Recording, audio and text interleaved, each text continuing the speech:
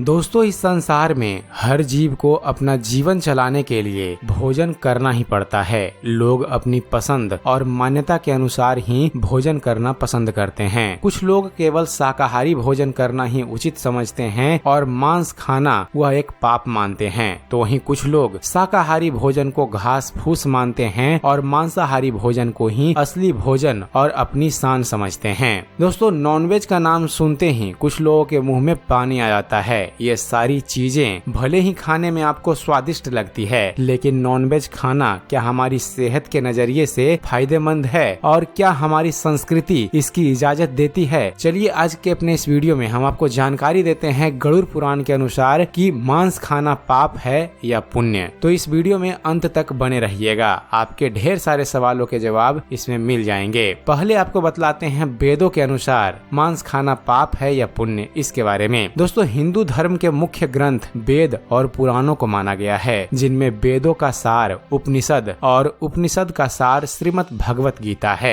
वेदों के अनुसार इस धरती पर रहने वाले सभी जीवों को भगवान का अंश माना जाता है। इनमें से किसी भी जीव की हत्या करना शास्त्रों के मुताबिक पाप है। मांसाहार भोजन के लिए रोजाना न जाने कितने ही बेजुबान जानवरों की बलि चढ़ाई जाती है, जबकि हमारी संस्कृति में मांसाहार के सेवन को वर्जित माना गया है। यजुर्वेद में बताया गया है कि मनुष्य को भगवान के द्वारा बनाए गए हर जीव का हित अपने हित की तरह ही करना चाहिए। अथर्ववेद में कहा गया है कि मनुष्य के लिए सबसे उत्तम भोजन दाल चावल और रोटी है। ऋग्वेद में गाय को माता के समान पूजनीय बताया गया है और उसी समान चार पैरों वाले सभी जानवरों की मनुष्य को रक्षा करनी चाहिए, न ही उन्हें मारना चाहिए या उनका भोजन करना चाहिए। अब आपको बतलाते हैं श्रीमद् भगवत गीता के अनुसार मांसाहारी होना पाप है या पुण्य, इसके बारे में। दोस्तों, श्रीमद् भगवत गीता के अनुसार अन्न की 3 श्रेणियां बताई गई है, जिन्हें सात्विक, राजसी और तामसिक कहा जाता है। श्रीमद् भगवत गीता में यह बताया गया है कि जैसा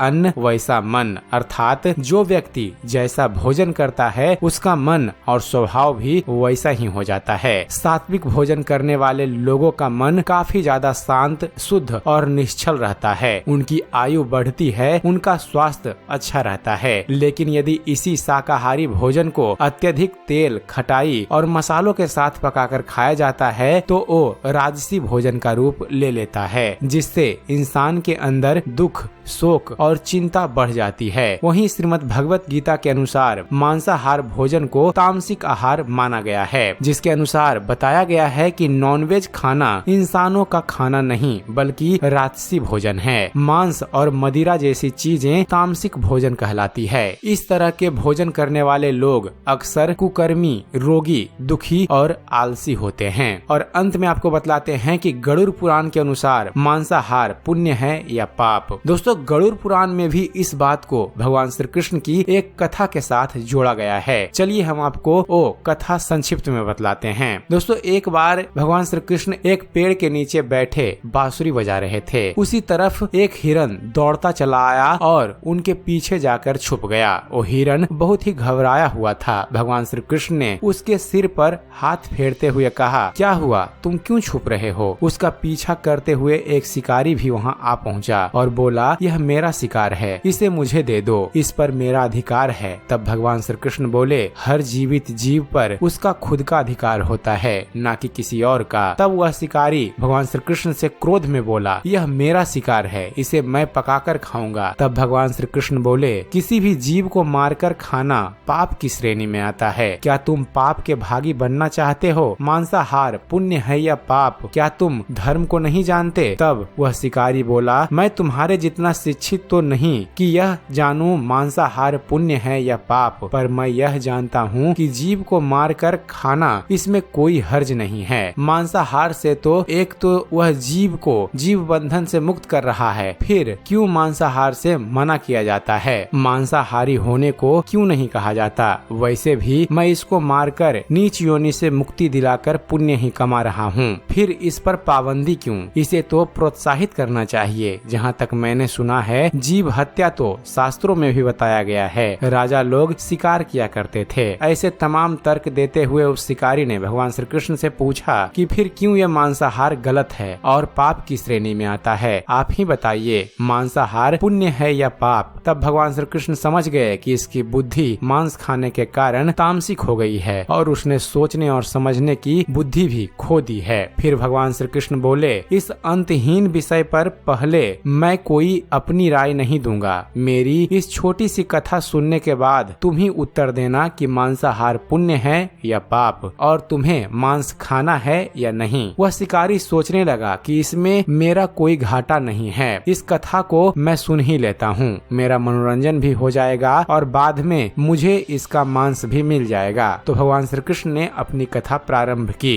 एक बार मगध में खाद्य संकट उत्पन्न हो गया तो अन्न का उत्पादन कम हो गया। राजा को चिंता हुई कि यदि इस समस्या का शीघ्र निदान नहीं किया गया तो संरक्षित अनाज कोष भी खत्म हो जाएगा और संकट भीषण हो जाएगा। तो सम्राट ने अपनी राज्यसभा में पूछा, देश की खाद्य समस्या को सुलझाने के लिए सबसे सस्ती वस्तु क्या है? मंत्रीगण सोच में पड़ गए। चावल, गेहूं, आलू इत्यादि पदार्थों को उगाने के लिए बहुत श्रम करना पड़ता है। वह तभी प्राप्त होते हैं जब प्राकृतिक का प्रकोप ना हो। ऐसे में तो कुछ सस्ता हो ही नहीं सकता। तभी शिकार का शौक रखने वाले एक व्यक्ति ने सोचा कि यही उत्तम अवसर है, क्यों ना अंधाधुंध शिकार के लिए राजा की अनुमति ले ली जाए। उसने सभा में कहा कि सबसे सस्ता खाद्य पदार्थ है मांस। इसके लिए धन का खर्च भी नहीं है और पौष्टिक खाना भी मिलता है। सभी सामंतों ने इस बात का समर्थन कर दिया, लेकिन मगध के प्रधानमंत्री अभी भी चुप थे। सम्राट ने पूछा, प्रधानमंत्री आप चुप क्यों हैं? आपने कोई अनुमोदन नहीं किया, आपका क्या मत है? प्रधानमंत्री ने कहा, मैं यह नहीं मानता कि यह कथन सही है कि मांस सबसे सस्ता पदार्थ है। फिर भी इस विषय पर मैं अपने विचार आपके सामने कल रखूंगा। प्रधानमंत्री उसी रात मांसाहार का प्रस्ताव रखने वाले सामंत के घर पहुँचे। सामंत ने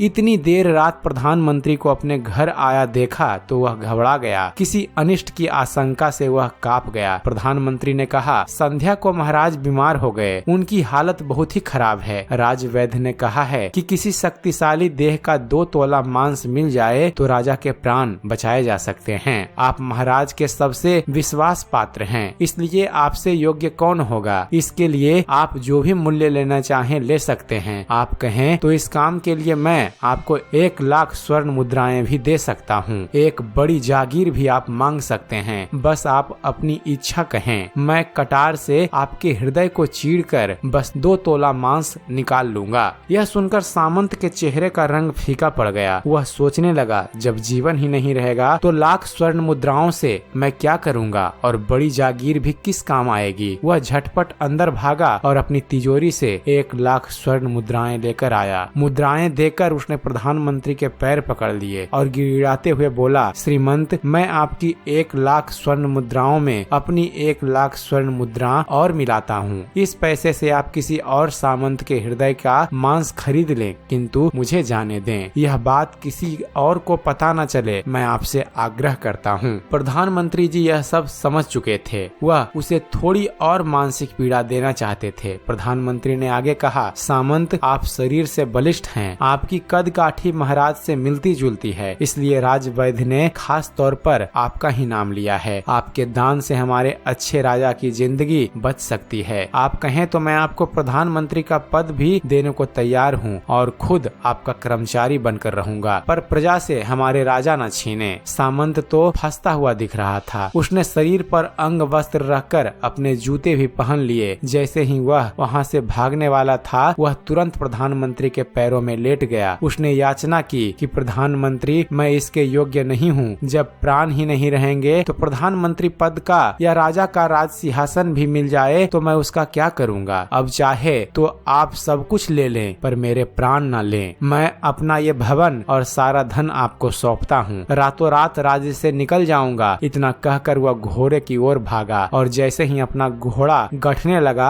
आवाज आई, अभी अभी अपने पीछे गए तुम अपने परिवार को भी छोड़े जा रहे हो। सामंत बोला, मेरे प्राण से प्रिय कुछ भी नहीं है। अब जीवन ही ना रहेगा तो कुटुंब का क्या करूँगा? जीवन रहा तो ऐसे ही सुखी रह लूंगा। इतना कहकर घोड़े पर छलांग लगाकर वह बैठ भी गया। वह वह अभी चलने को ही था कि प्रधानमंत्री ने घोड़े की साख पकड़ ली। वह सामंत से बोला, भागने की जरूरत नहीं है, आप आराम से घर पर ही रहो, मैं किसी और का प्रयास करता हूँ। यह कहकर प्रधानमंत्री वहाँ से चले गए। प्रधानमंत्री के वहाँ से जाने पर सामंत के अंदर कुछ जान तो आई, परंतु बेचैनी बनी रही। उसकी नींद खराब हो चुकी थी। मुद्राएं लेकर प्रधानमंत्री बारी बारी से सभी सामंतों के घर पहुँचे और सभी से राजा के लिए हृदय का 2 तोला मांस मांगा, परंतु कोई भी राजी न हुआ। सबने अपने बचाव के लिए प्रधानमंत्री को लाख और 5 लाख मुद्राएं तक दे दी। इस प्रकार प्रधानमंत्री ने एक ही रात में करोड़ों स्वर्ण मुद्राएं जमा कर ली। फिर सुबह होने से पहले ही वह अपने महल में जा पहुँचे। अगले ही दिन राजसभा में सभी सामंत समय से पहले ही पहुँच गए। सभी यह जानना चाहते थे कि राजा स्वस्थ हैं या नहीं, लेकिन कोई भी किसी से भेद नहीं खोलता था। सबको राजवैद्य की तलाश थी, उनसे ही उन्हें कुछ सूचना मिल सकती थी। प्रधानमंत्री ने सैनिकों को आज्ञा दे रखी थी कि जब तक महाराज राज्यसभा में न आए, किसी भी सामंत को भी महल से बाहर जाने की आज्ञा नहीं है। राजा सभा में अपनी चिर परिचित गति में आए और अपने सिंहासन पर आकर बैठे। सभी सामंतों ने देखा कहीं से राजा उन्हें अस्वस्थ नहीं लगे। उन्हें तो कुछ हुआ ही ना था। प्रधानमंत्री ने उनसे झूठ बोला। हर सामंत के मन में यही विचार चल रहा था, पर कोई भी किसी और को कुछ भी न बोल रहा था। तभी प्रधानमंत्री ने राजा के समक्ष 1 करोड़ स्वर्ण मुद्राएं रख दी। राजा ने पूछा, ये स्वर्ण मुद्राएं किसके लिए है और कहां से आई? प्रधानमंत्री ने कहा, 2 तोले मांस के लिए इतनी धनराशि जुटाई गई है, पर मांस न मिला। अपनी जान बचाने के लिए सामंतों ने यह मुद्राएं दी है। अब आप यह विचार कीजिए, मांस कितना सस्ता है। राजा को बात समझ में आ गई। उन्होंने प्रजा को अतिरिक्त परिश्रम करने का निवेदन किया और राजा ने अपने भंडार से अनाज निकालकर श्रमिकों को दिया गया। उन्होंने पौष्टिक सब्जियों की खेती का तुरंत आदेश दिया। वह 1 करोड़ स्वर्ण मुद्राएं इसी कार्य के लिए और श्रमिकों के कल्याण के लिए खर्च की गई। ऐसे साग सब्जी तेजी से उगी, जिससे प्रजा का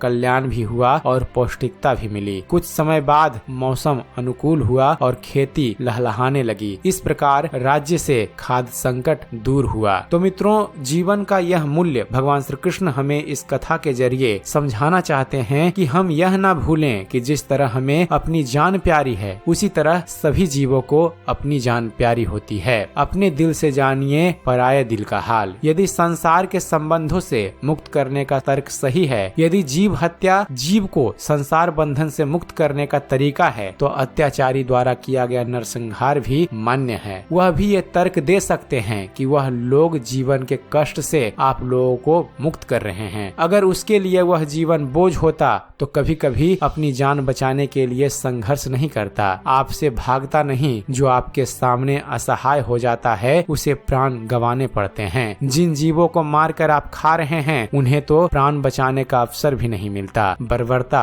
सिर्फ वही नहीं जहाँ सिर्फ मानव का रक्त बहता है, बर्बरता उसे भी कही जाती है जहाँ स्वार्थ के लिए किसी जीव की हत्या कर दी जाए। हम अंत समय में जिंदगी भर के पापों के लिए जिंदगी भर सुकर्म करने की कोशिश करते हैं, परंतु हम यह भूल जाते हैं कि जब वह जीव हमारे लिए काटा गया और हमारे लिए तड़पा, उसका श्राप हमें इस जीवन में ही नहीं बल्कि अगले जीवन तक नहीं छोड़ता। परमात्मा से यह ज्ञान पाकर शिकारी परिपूर्ण हो गया और उसे ज्ञान की प्राप्ति हो गई और वह जान गया कि मानवता जीवन लेने में नहीं बल्कि जीवन देने में है। शिकारी भगवान के आगे हाथ जोड़कर वहाँ से चला गया और उसने कसम खा ली कि वह अपने संपूर्ण जीवन में किसी को भी कभी चोट नहीं पहुँचाएगा। आप अब यह समझ चुके होंगे कि मांसाहार पुण्य है या पाप। उम्मीद करते हैं फ्रेंड्स आप सभी को हमारा यह वीडियो पसंद आया होगा। अगर वीडियो पसंद आया हो तो वीडियो को लाइक और शेयर करना ना भूलिएगा। और दोस्तों, ऐसे ही ज्ञानवर्धक वीडियो देखते रहने के लिए आप हमारे इस चैनल ज्ञान मंथन को सब्सक्राइब जरूर कीजिएगा। आप हमारे इस चैनल को सब्सक्राइब कीजिए और देखते रहिए, जानते रहिए। धन्यवाद। जय हिंद।